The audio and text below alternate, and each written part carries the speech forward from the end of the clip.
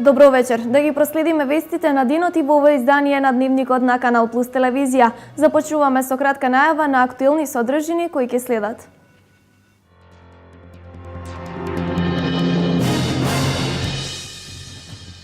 Четири мини акумулации се планираат во Штип и Карбинци. Освен за наводнување, акумулациите ќе имаат поволно влијание на микроклимата.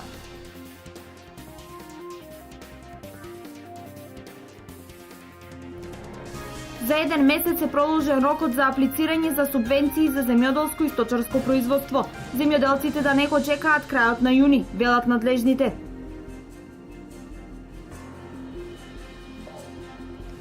Финишираат подготовките за 30-тото издание на Макфест. Наградниот фонд е околу 30.000 евра. Ќе бидат изведени 30 композиции, а во најава се и специјални гости од странство.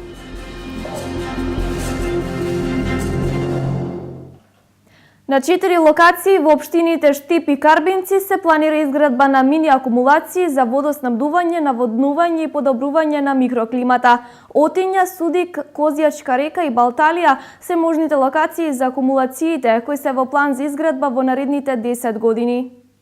Климатските промени и колку ние како држава и локални единици сме подготвени да се справуваме со последиците од ваквите временски дисбаланси. Според првиот човек на општина Штип, примариус магистер Илчо Захариев, владата има квалитетна 10-годишна стратегија за подобрување на квалитетот на животот преку обезбедување на поголеми водни површини. Во таа насока, општина Штип до владата достави 4 предлози за изградба на мали акумулации, и тоа брана на реката Отиња, на Козјачка река, на Балталиска и на Судичка река. За сега 2 проекта сигурно дека ќе ни влезат во таа, во програмата на владата.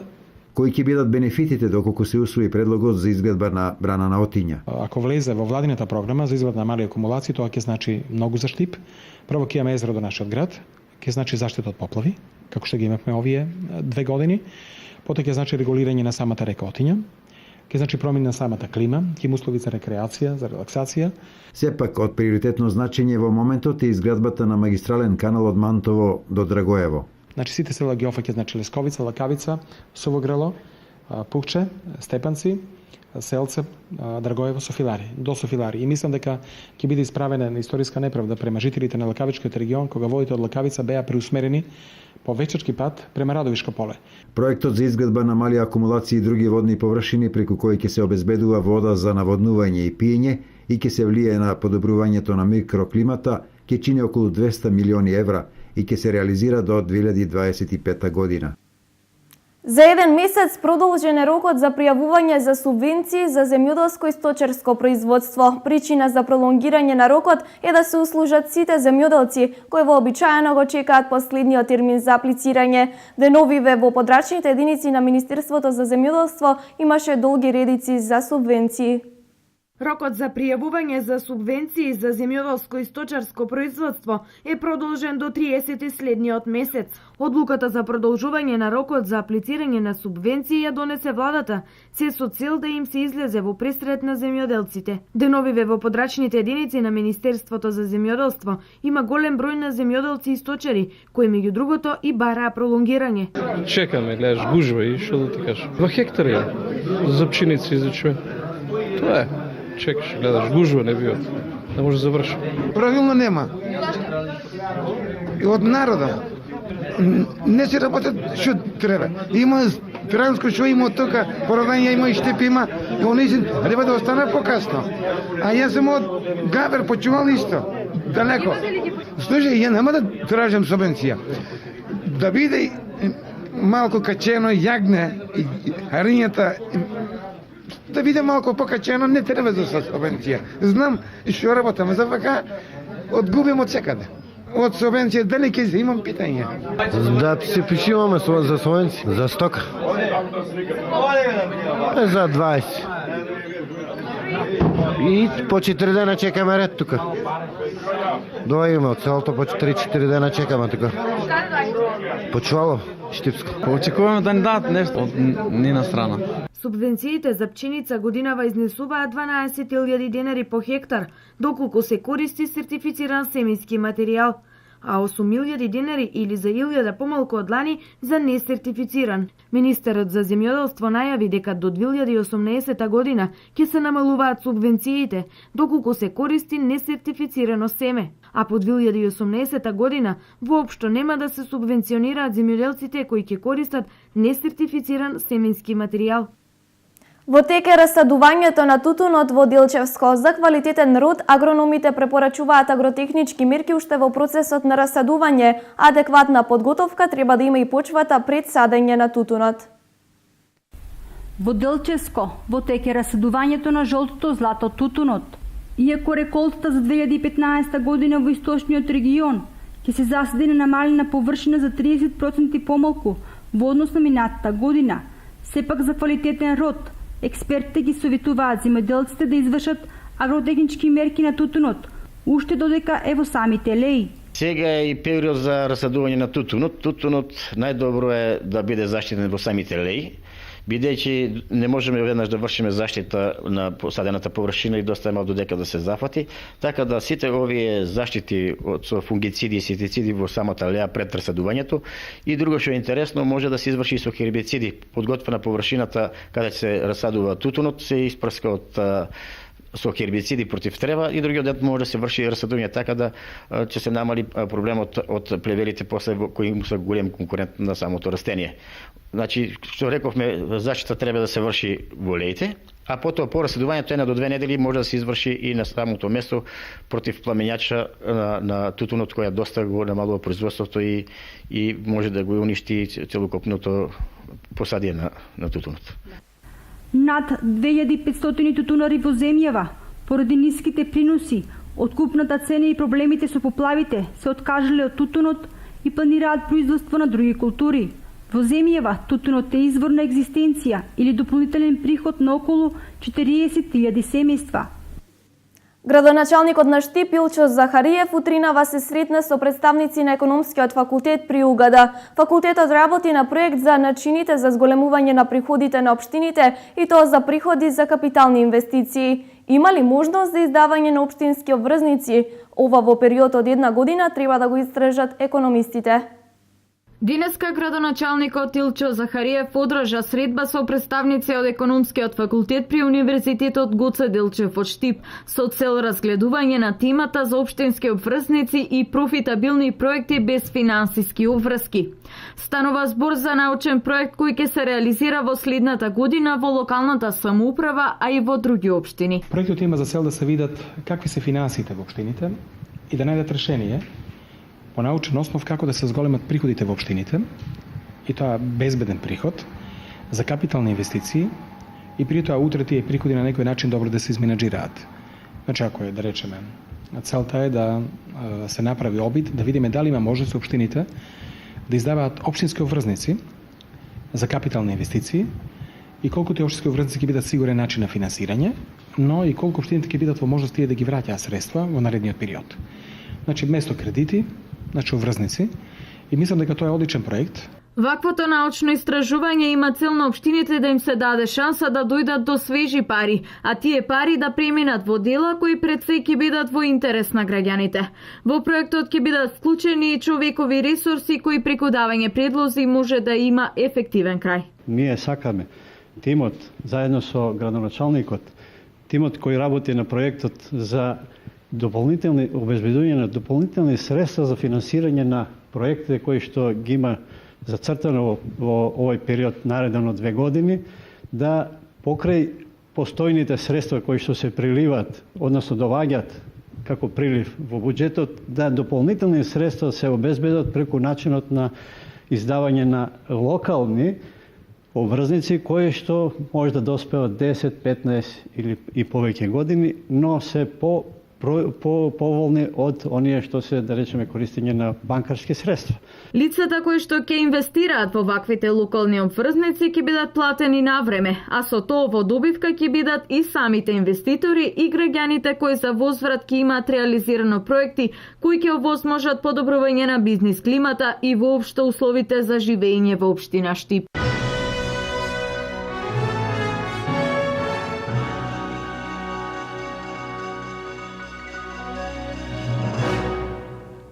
Кованите пари како ретроспектива на животот и економијата на народите и племињата кои го населувале Брегалничкиот регион. Пред Виничани денес беше промовирана публикацијата Монетите од Брегалничкиот регион на магистер Гордана Јанева. Освен луѓето, историјата на еден народ ја раскажуваат и парите. Нумизматиката го одразува контекстот на тргување, но дава и историски податоци според она што е врежено на нив. Преку монетите се прави анализа и реконструкција на животот на луѓето на дадена територија, но и режимот на владење. Монетите откриени на Брегалничкиот регион денес можеа да ги видат и виничани преку презентација на истоимената публикација на магистер Гордана Јанева, во која најстарите пари се датирани од пајонското време. Се припишува на пајонското племе Дерони, односно на пајонскиот владетел Докимос, кој што припаѓа на оваа племенска припадност, значи на Дероните од 5 век пред нашата ера. Тронеде на локалитетот Горно Поле, село Караордан, Штип. Правам истражување на римското, значи провинцијско монетоковање во Источна Македонија. Всушност тоа е насловот на мојата докторска дисертација. Музеот Теракота во минатогодишните истражувања најмногу монети има откриено на Виничко кале, но во изложбените паноа можат да се видат и монети од останатите археолошки наоѓалишта Грнчарка, Коколов рид и Гробана. Во нашиот музеј денес имаме поголем број на примероци на бронзени монети и многу малку број на златни монети. Изложени се монети од Виничко кале, од кои неколку се од 4 век, неколку се од 6 век и златните сите се од 6 век. Така. 2010 година на Виничко кале откривме депо со 17 златни монети во едно мало грне. Меѓутоа тие денес се наоѓаат во археолошкиот музеј на Македонија. Инаку музеот во предстојниот период ќе работи на конзервација на откриените монети како нов проект кој треба да финализира со издавање на нумизматичка збирка. На една седмица пред стартот на Макфест финишираат подготовките за јубилејното издание. Фестивалот и годинава го финансираат Министерството за култура и општината Штип. Годинава СМС пораќите ќе одлучуваат за 30, а жирито за 80% во изборот на финалисти и победници на Макфест.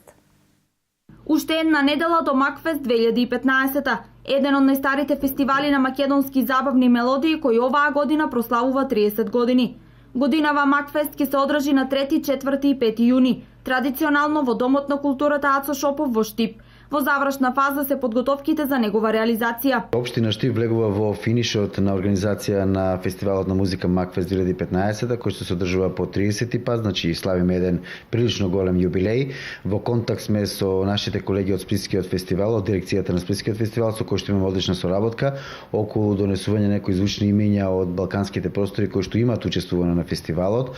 Морам да кажам дека од правен аспект, значи договорено е и подпишани се сите договори со сите учесници, вклучително и со техничкиот персонал. Под ова 30 јубилејно издание може да очекуваме нови 30 песни кои ќе влезат во ризницата на над 1000 песни што во 30 години ги создаде Макфест и се трајно азно на македонската забавна песна.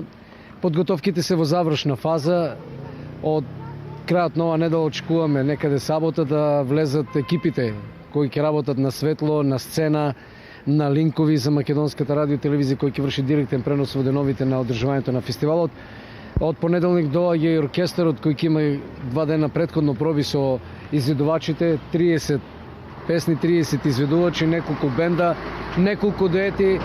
Претпоставуваме дека според она што го имаме како информација дека тоа ќе биде шаренолик стилски фестивал, очекуваме дека се ќе биде во најдобар ред за самиот старт на ова 30-то издание на фестивалот. Наредната недела Штип ќе живее во духот на Макфест. Вообичаено продолжено работно време имаат сите угостителски објекти. Хотелите и угостителите веќе се подготвени за Макфест, за нив можам да кажам дека среда и четврток ќе добијат 2 часа продолжено работно време, значи ќе работат до 2 часот пополнок, додека во петок до 3 часот пополнок, односно имаат 3 часа подолго време за работа. Ги покануваме сите наши сограѓани, ги покануваме сите они од источниот регион па и пошироко да дојдат на Макфест и да дадат придонес во одбележување на 30 годишниот јубилеј на овој значаен фестивал на музика. На секоја полуфинална вечер ќе настапат по 15 изведувачи, а само 9 од нив ќе влезат во финалето. Освојувачот на првото место ќе добија 10.000 евра, за второ пласираниот се предвидени 7.000 евра, додека трето наградената композиција ќе биде наградена со 5.000 евра во денарска противредност. Водители на Макфест оваа година ќе бидат Маријана Станојковска и Марко Новевски. Во првите 2 дена од одржување на 51-то издание на Драмскиот аматерски фестивал во Кочани забележена е голема посетеност на љубителите на театарската уметност. За аматерите настапот на фестивалот представува награда за вложениот труд. 51-то издание на Драмскиот аматерски фестивал на Македонија изминативе 2 дена донесе представи со драмски аматери од Крива Паланка, Битола, Скопје и Вевчани. Салата на Националната установа Центар за култура Бели Мугри, каде што се одржуваат представите, и синоќа беше полна со посетители кои ги следат представите на фестивалот. За аматерите учеството на фестивалот е признание за вложениот труд и наградата да се настапи на ваква манифестација. Јас сум Кристина Стефановска и во представата не толкувам поединечна улога, всушност ние сме гласот на народот, општото мислење кој не обкружува секојдневно, она кое го слушаме од другите, кој ни влијае врз сето она што го правиме, како размислуваме, начин на кој действуваме во секојдневниот живот. Толкувам еден лик на пијаница во представата, сум исмејуван од народот, од толпата луѓе на народот.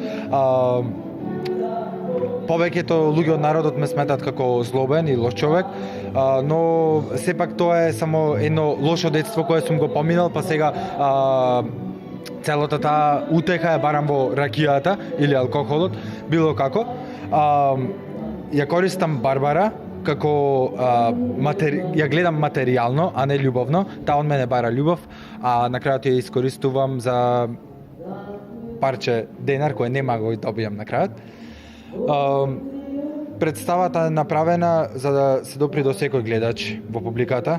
Вечерва на програмата е настапот на драмските аматери на Националната установа Центар за култура Коча Рацен од Кичево со представата Добра ноќ Патриција и на Младинското драмско студио од Велес со представата Мозаикот наречен Велес. Во рамките на Драмскиот аматерски фестивал со финансиска подршка на градоначалникот и Советот на Кочани, денес беше промовирано делото Вертикали на театрологот и театарски критичар Иван Ивановски. Во издание на Дафна Македонија, финансиски подпомогната од градоначалникот и Советот на општина Кочани, од печат излезе на новото дело на познатиот театролог и театарски критичар Иван Ивановски под наслов Вертикали. За делото пред присутните зборуваше новинарот Тодор Кузманов, а делови од книгата читаше артистката Силвана Јаневска. Оценките на Иван Ивановски за што сведочи и овој труд, кои онака се сметаат за особено внимателни, овдека се нагласено внимателни од причини што станува збор за ранлива категорија, за аматери кои што во принцип се пречувствителни. Но токму овој стил или начин на изразување на Иван Ивановски, за кој тој добивал и некои пежоративни значења во смисла дека е благ како критичар, со што јас не се слагам, туку само ќе речам дека тоа што стои во критиката и како е таа напишана, не само што сведочи за чинот што е предмет на оценка, туку сведочи и за авторот кој тоа го пишува. Авторот на книгата Вертикали, која зборува за драмскиот аматеризам во Македонија во изминативе 50 години, истакна. Не случајно во книгава посветувам едно мислење на еден голем театролог, заправо нема поголемо од него, барем во Југославија, не знам во светот, тоа е доктор Хуго Клајн, кој кажува, јас, парафризирам, јас, вика, немав некој мислење високо за аматеризмот, но кога навлегов во аматеризмот, сватив дека без него театарот не би постоел. Книгата Вертикали содржи критики и видувања на авторот Иван Ивановски, кој грижливо ги чувал во своји белешки цели 50 години.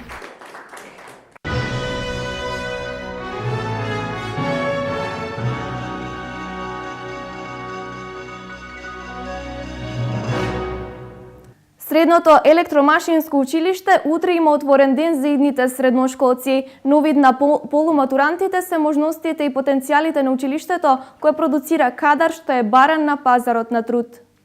Отворен ден за деветоделенците во текот на утрешниот ден ќе има средното општинско училиште Коле Нехтенин од Штип. Промоцијата пред полуматурантите започна со презентација на видеоматеријал во основните училишта во градските и приградски населби, подготвена од професори и ученици кои веќе се запишани во ова училиште. За утре е предвидено идните средношколци лично да се запознаат со каков капацитет располагаат кабинетите и што се може да научат во текот на наредните години за некои од профилите кои ги застапуваат, а тоа се следниве. Во нашето училиште се изучуваат трите струки: угостителско-туристичка, електротехничка и машинска струка.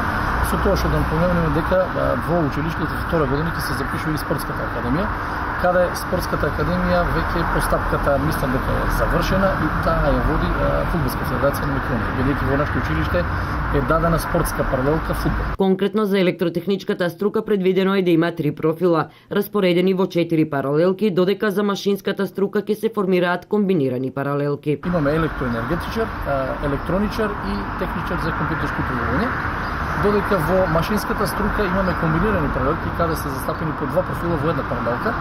Имаме една паралелка ќе биде техничар за компјутерско управување заедно со машинскиот техничар, другата паралелка ќе биде енергетски техничар и мехатроничар. За машинската струка постои 3-годишно образование за ГТЗ програмата, машински и конструкцијски механичар.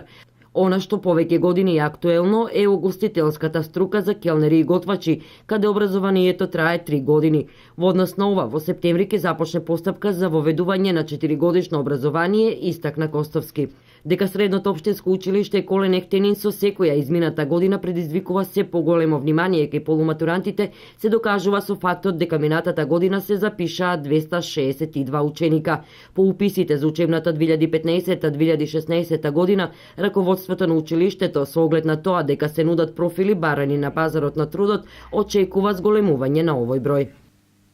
Одделот за сузбивање на организиран криминал поднесе кривична пријава против 47-годишната ЛС од Штип, управител и собственик на ливница Идеал во Карбинци, заради тоа што не се придржувала кон договорот со правното лице Starbucks Скопје и наместо заштитни уловни елементи за Центарот за рана дијагностика на малигни заболувања, испорачале кадмиумски прстени и со тоа предизвикала опасност по здравјето на луѓето и сторила кривично дело, загадување на животната средина.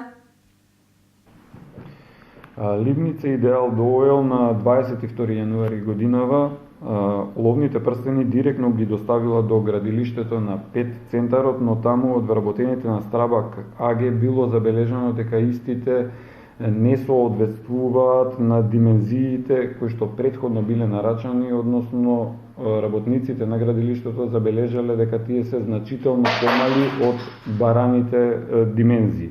Веднаш потоа тие ја известиле осомничената, пошто таа веднаш ги повлекла прстените набавени од металург и извршила набавка на потребната количина сурово олово за да се изработат нови прстени со потребните димензии. Согласно барањето биле изработени 78 нови прстени со бараните димензии и повторно биле доставени до градилиштето на 4 февруари годинава, но без да биде извршена повторна анализа на хемискиот состав на прстените, така што во прилог имало само изјава од Ливница Идеал и потврда од металург Прокупје.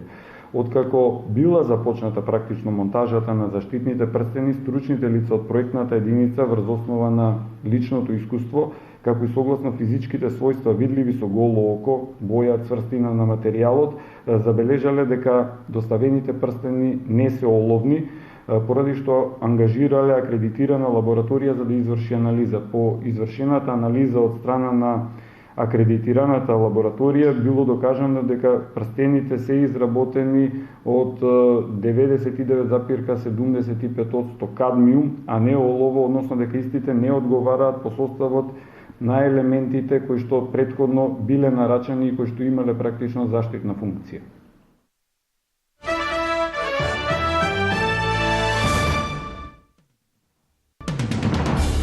Во Тирана, главниот град на Албанија, започна самитот на ниво на председатели на држави или влади на земјите од процесот за соработка во југоисточна Европа. Откако беше отворен од страна на председателот на Албанија Бујар Нишани во својство на домаќин, самитот продолжи зад затворени врати. Зградата на Американскиот конгрес била евакуирана за околу 40 минути откако бил активиран аларм, пренесува Reuters. Блокирани биле и улиците во регионот и се уште не се дадени повеќе информации околу случајот. Службите за безбедност и полицијата се уште ја немаат соопштено причината за алармот. Во бурите, поплавите и во торнадата што изминатите 5 дена ги зафати американските сојузни држави Тексас и Оклахома, бројот на жртви достигна 18 лица, соопштува американската телевизија CNN.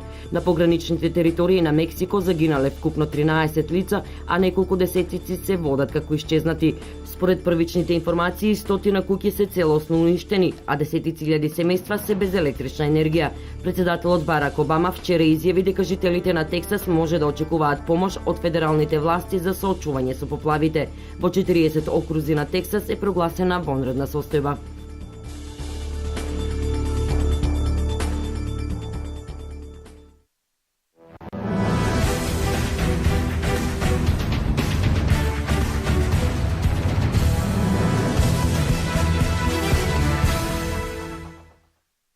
Надпреварувачите во пинг-понг при Универзитетот Гоце Делчев прикажаа одлична игра на последното државно првенство за сениори и сениорки, кое се одржа викендов во спортската сала Јордан Мијалков во Штип. Имено на 23-тото државно првенство во пинг-понг учество зедоа 80 надпреварувачи од цела држава. Од пинг-понгарскиот клуб Гоце Делчев се надпреваруваа 4 пинг-понгари. Државното првенство се одржуваше 2 дена, односно во саботата полуфиналните, а во неделата финалните надпревари. Во надпреварите во двојки Петар Костовски и Филип Костадиновски од клубот на Универзитетот Гоце Делчев го освоија второто место. Во финалето тие силите ги измерија со Кристијан Станојковски и Џоко Јочковски.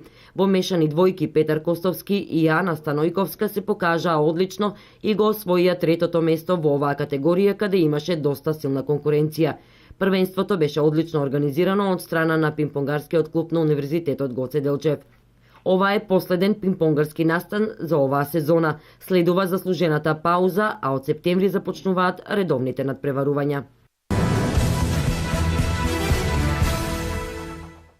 Пролетната сезона дефинитивно фудбалскиот клуб Брегалница ќе ја памети. Денес се одигра и последниот надпревар во Штип. Фудбалскиот клуб Брегалница беше домаќин на екипата на Пелистер, каде што и за крај на сезоната не дозволија да бидат поразени. Со 2 постигнати погодоци во 60-та и 69-та минута, фудбалерите на Брегалница запишаа уште една победа на свој терен. Последно пласираниот Тетекс со убедлива победа и Пелистер со нов пораз се простија од првата македонска фудбалска лига. По денешните надпревари официјално заврши сезоната. Прво мора да бидам максимално задоволен од она што го направивме во овие 16 кола. Од екипа која што 99% беше испадната, да дојде до ситуација фактички последното коло за ништо да не одлучува, тоа е огромен успех.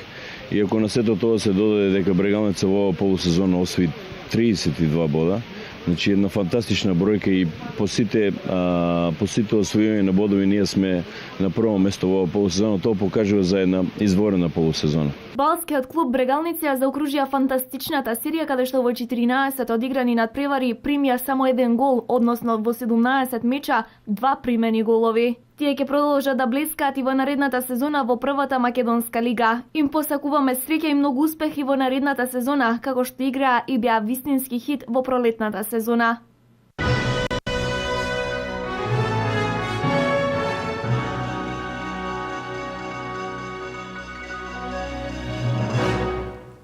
По спортските вести ми преостанува уште да ви посакам пријатна вечер со програмата на Канал Плюс. За овие останати содржини прочитајте на нашиот веб портал kanalplus.mk.